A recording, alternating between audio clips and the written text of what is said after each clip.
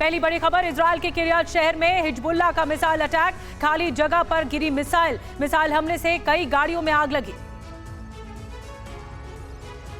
Gaza में अल Rashid coast road पर Israel का लगभग कब्जा, एक एम्बुलेंस समेत कई वाहन सड़क के दोनों तरफ जलते हुए नजर आए।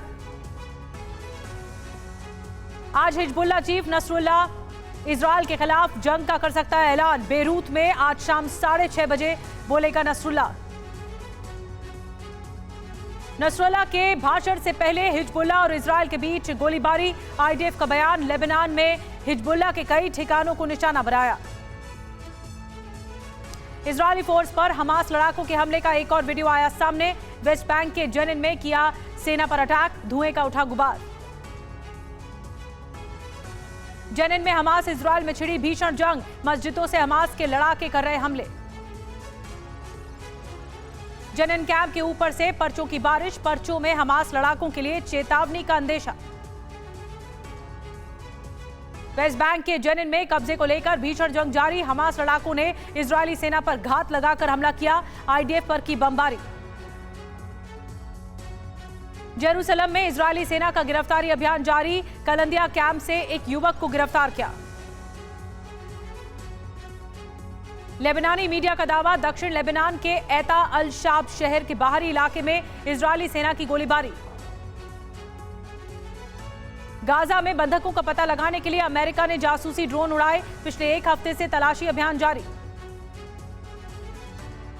गाजा की सैटेलाइट इमेज आई सामने, ग्राउंड पर गाजा सिटी की ओर बढ़ता जा रहा इजरायली सेना का काफिला, सैटेलाइट तस्वीर में भारी वाहनों का दिखा जत्था।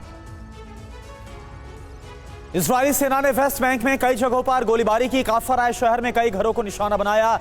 अस्कर रिफ्यूजी कैंप में इजरायली मिलिट्री वाहनों के पास गिरा बम। गाजा सिटी का आईडीएफ ने जारी किया वीडियो में जंग के बीच इजरायली सेना की तैयारी को दिखाया।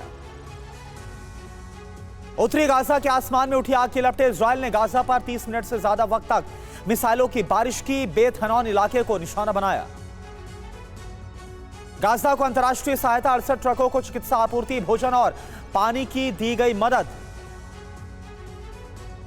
यरूशलेम में इजरायली पुलिस पर हमला हुआ, पुलिस वैन पर फेंके मोलोटोव कॉकटेल से जोरदार धमाका, कई गाड़ियों में आग लग गई। इजरायल हमास जंग में लगातार बढ़ रहा बच्चों की मौत का आंकड़ा, 25 दिनों से लगातार जारी बमबारी में अभी तक 3600 बच्चों की मौत। इजरायली सुरक्षा कैबिनेट का बड़ा फैसला, गाजा पट्टी के फंड में होगी कटौती, फिलिस्तीनी श्रमिकों को जाना होगा वापस। युद्ध के बाद इजरायल में फंसे थे श्रमिक। इराकी मिलिशिया समूह को मिली क्रूज मिसाइल, यूएस इजरायल के खिलाफ इस्तेमाल संभव है। अमेरिकी राष्ट्रपति जो बाइडेन की इजरायल को चेतावनी, गाजा में लोगों पर हमला जनता का समर्थन कर सकता है कमजोर। इजरायल हमास जंग को लेकर अमेरिकी विदेश मंत्री एंटनी ब्लिंकन का बड़ा बयान, कोई भी देश अपने नागरिकों का कत्लेआम बर्दाश्त नहीं करेगा। फ्रांस गाजा में मानवीय मदद के लिए दूसरा हेलीकॉप्टर भेजेगा, हिजबुल्लाह और इजरायल से अपने अधिकार क्षेत्र से बाहर कुछ भी ना करने की अपील। अमेरिका खुफिया एजेंसियों का दावा, हिजबुल्लाह को मिसाइल देने पर सीरियाई राष्ट्रपति असद के बीच सहमति बनी, जल्द ही रूसी surface to air missile S-22 सौंपी जाएगी। इजरायल के पीएम नेतन्याहू का बड़ा बयान, आईडीएफ को आगे बढ़ने से कोई नहीं रोक सकता।